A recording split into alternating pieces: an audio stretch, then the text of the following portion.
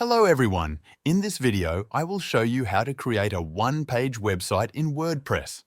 We will be doing this with Divi, which makes it easy to build a single scrolling page and add anchor links for smooth navigation. If you want to follow along and try Divi at a great price, check the link in the description.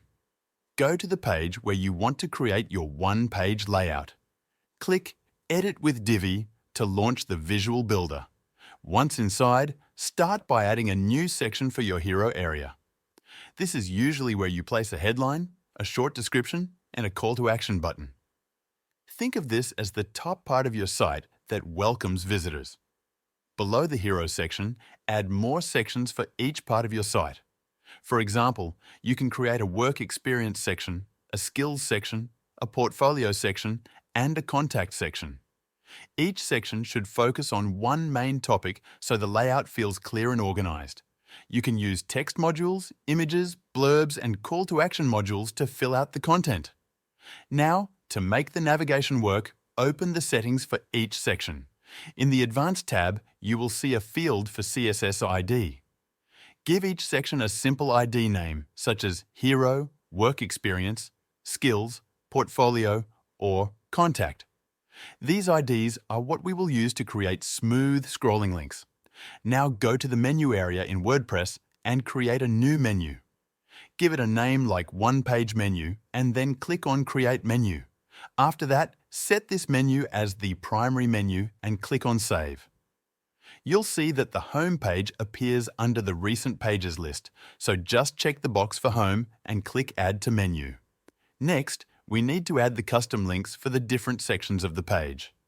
Open your website in a new tab so you can copy the section IDs we already set.